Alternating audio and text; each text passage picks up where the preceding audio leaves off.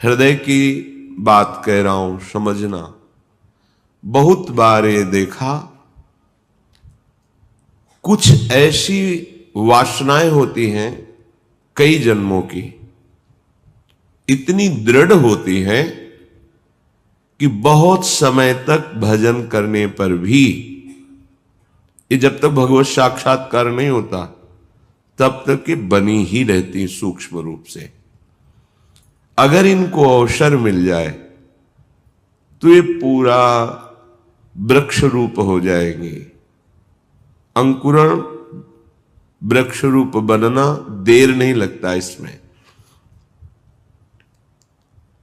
बहुत बार प्रयास करने पर वो वासना अपने द्वारा नष्ट नहीं की जा सकती, ये देखा है।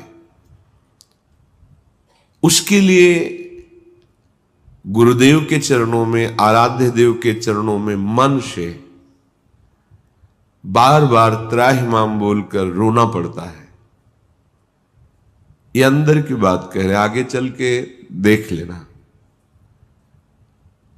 आर्त भाव से रोना पड़ता है, प्रभु हार गया, क्या करूं, कैसे करूं।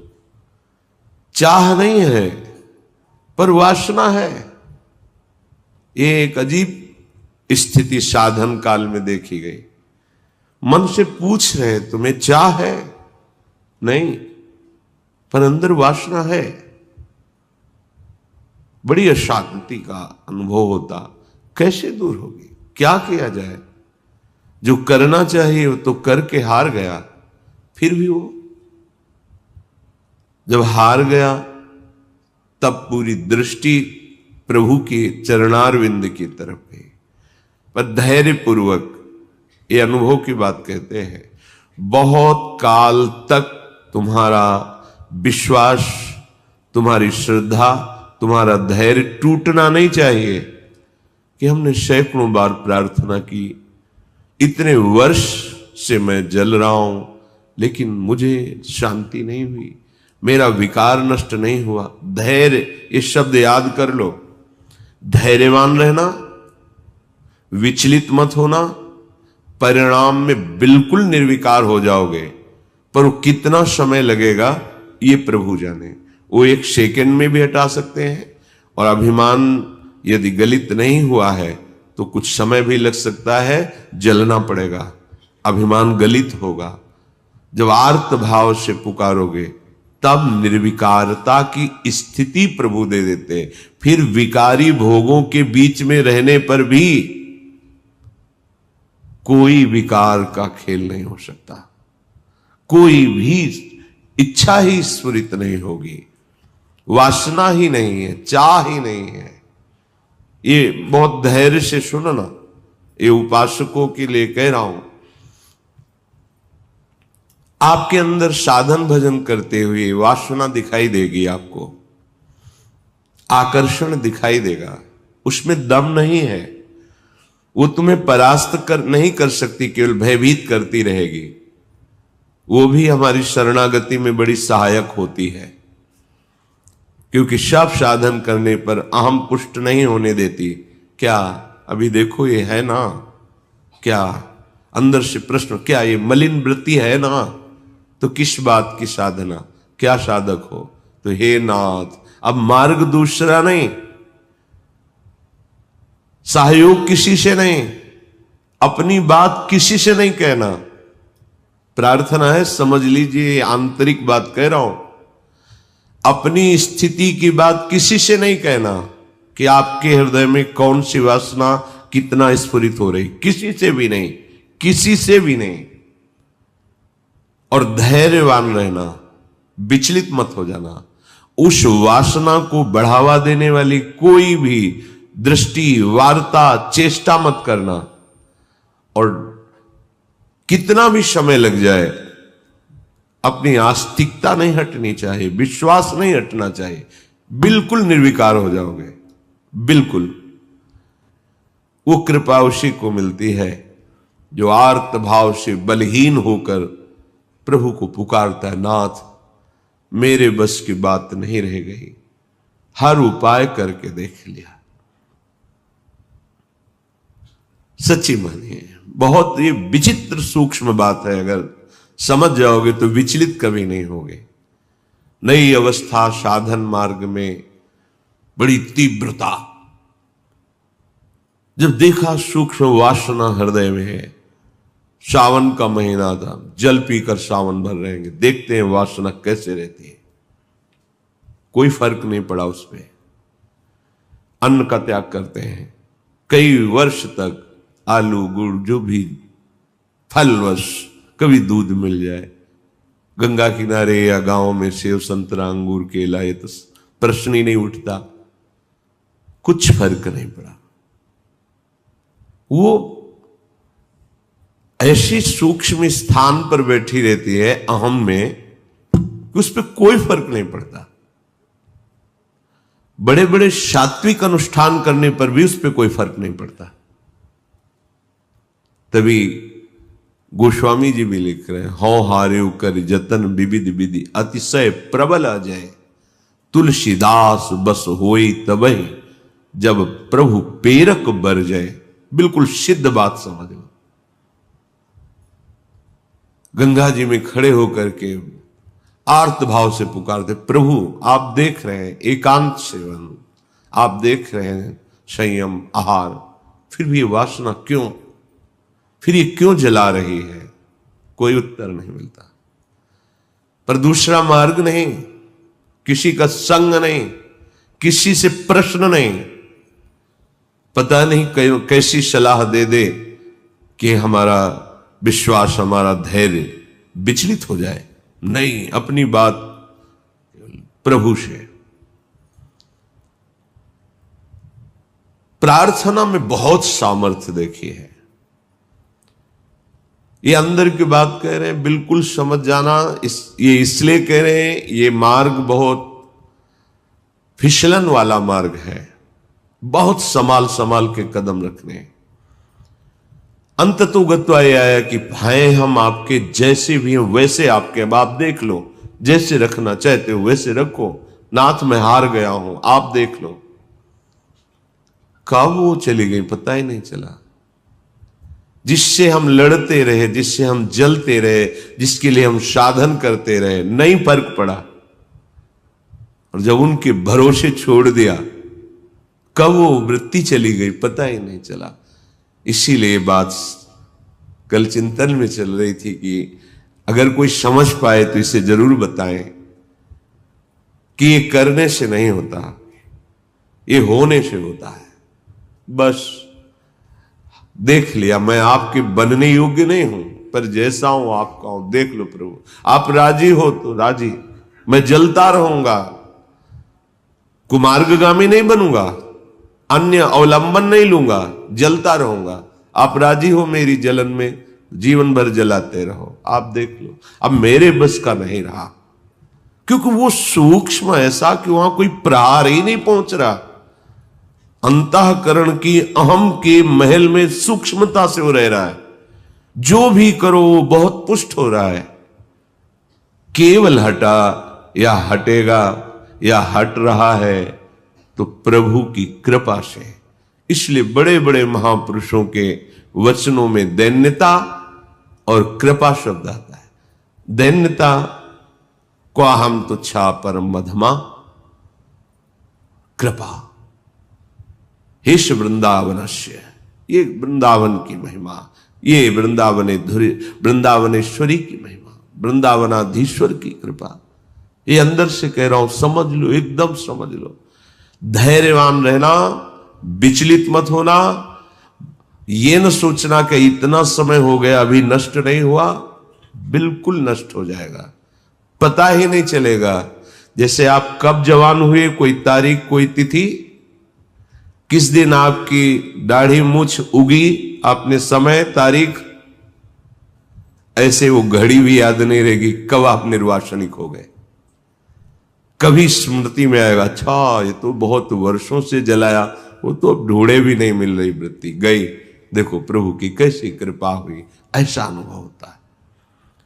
श्रीपाद कह रहे कि शास्त्र और गुरुदेव के वचन करोड़ों बार समझाए जा रहे, तुम्हें समझ में नहीं आ रहा, जिससे लोक निंदा हो, ऐसी चेष्टाएं, ऐसे आचरण, तुम क्यों संयम में नहीं रह रहे? देखो, इतना तो है कि हृदय जल रहा है, पर चेष्टाओं पर अंकुश होना चाहिए। हृदय में चाहत जला रही है संसार के भोगों की, पर हम बाहर से संयोग नहीं होने देंगे। तो उससे क्या होगा? वो क्रमशः हर बार कम होती चली जाएगी, शांत होती चली जाएगी, पर पूर्णतया निर्विकार स्थिति ये भगवत कृपा से होती है।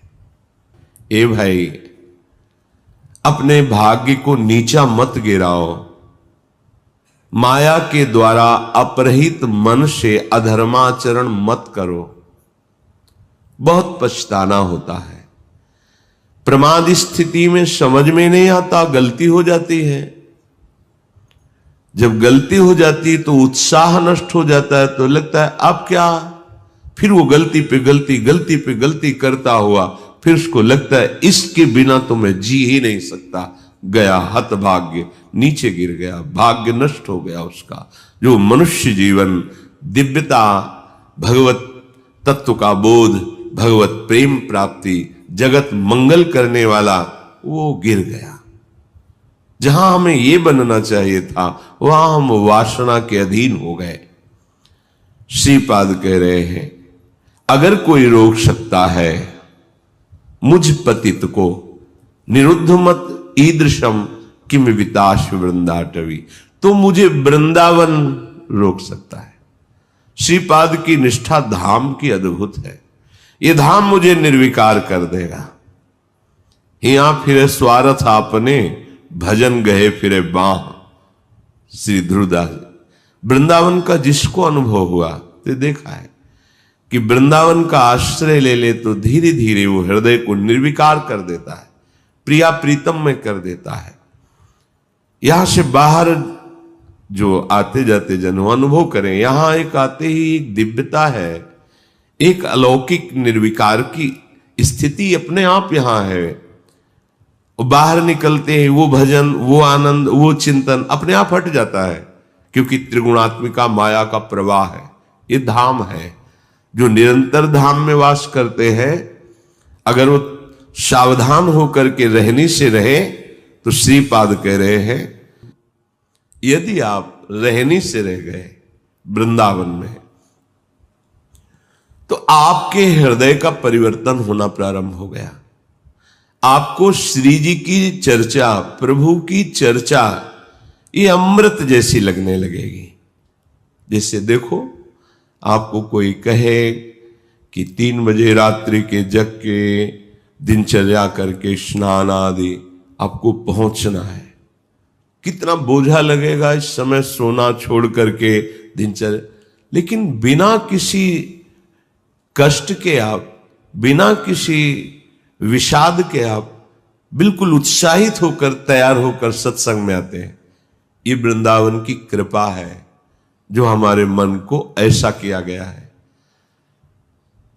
नहीं तो शरीर सुख में ही हम संतोष किए हुए बैठे हैं, परमार्थ की, अध्यात्म की वृत्ति की तरफ है ही नहीं। वर्तमान के भोगों में मगन हुआ प्राणी वो भविष्य को नहीं देख पा रहा है कि मेरी अमूल्य श्वासें, मेरा अमूल्य समय व्यर्थ में नष्ट हो रहा है। शरीर छूटने के बाद फिर पछताना ही पछताना है। कोई वस्तु, व्यक्ति, स्थान, पद हमारे साथ नहीं है। केवल प्रभु का नाम, प्रभु का चिंतन, प्रभु की सेवा, सत्संग, यही सत्य सच्चिदानंद है। यही तुम्हें शरीर छूटने के बाद परम सुख देगा। देखो, लौकिक सुखों के भोगों में लोग प्राण त्याग रहे हैं।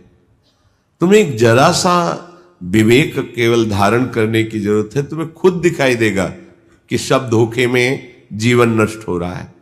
अज्ञान है इसलिए नहीं समझ में आता। थोड़ा सा विवेक, थोड़ा सा ज्ञान जागृत हो तो आप वैराग्यवान बन जाएंगे अंदर से। यदि आपको प्रभु की कथा वार्ता अच्छी लगने लगी है, बड़ी कृपा हो गई है। रोग का प्रभाव कम होने लगा है, नहीं, ये हरिचरित सुहाता नहीं है। जब हृदय मलिन होता है तो भगवत चर्चा नहीं सुहाती। राधा कीर्ति सुधा रसेन, रसना ऐसा आपका जीव का स्वभाव बन जाए, चतुराशी जी आपका जीवन बन जाए। गुनगुना रहे हैं पद या किसी भी ध्वनि में राधा नाम गुनगुना रहे, आपकी रसना पवित्र हो रही है, आपकी वाकेंद्री पवित्र हो रही है। जब राधा राधा बोलते हैं तो ये जो रस निकलता है मुख में, ये बहुत बड़ा चरणामृत है। जैसे हम नाम का स्नान कराते तो चरणामृत होता है ना, राधा राधा राधा।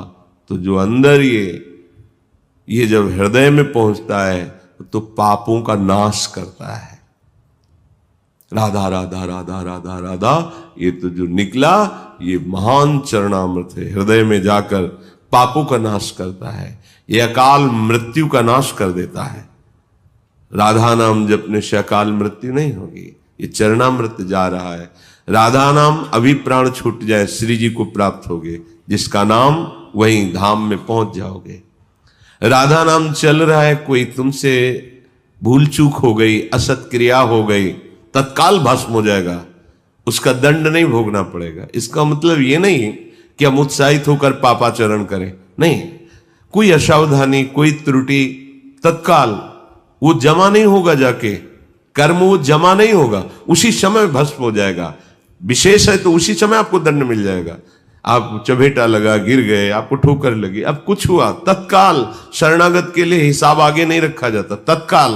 तत्काल जलन हुई, तत्काल कोई चोट लग गई, तत्काल कोई कटु वचन बोल दिए, हृदय जला, शांत, वो पाप नष्ट। रात्रि दिवम पूर्यताम, पूरा समय जो जागृत का है, प्रभु की महिमामयी लीलाओं को गुनगुनाते हुए, श्रवण करते हुए, देखो कितना बढ़िया कलयुग की कृपा है। आप अपने घर में सत्संग चला के रख दे, पूरे कार्य करें, वो वातावरण भागवतिक और शब्द सत्संग के पढ़ रहे हैं। जैसे एकाग्रता पूर्वक सुने तो और अच्छा है, पर भजन करने में मन भागता है। अगर सत्संग चला को और फिर भजन करो तो जब भागेगा तो दो बातें हो रही, एक तो नाम चल रहा है और दूसरा सत्संग चल रहा है, तो जा नहीं पाएगा। उसे घेरो पहले, वास्तविक जो भजन का आनंद आएगा वो तो तब खुद अपने आप फिर इच्छा नहीं होगी, ये होगा कि जो नाम चल रहा है उसी को सुने, उसी को देखें, उसी पर। ऐसी स्थिति तक पहुंचने के लिए ये अच्छा है साधन कि सत्संग चला के बैठ गए।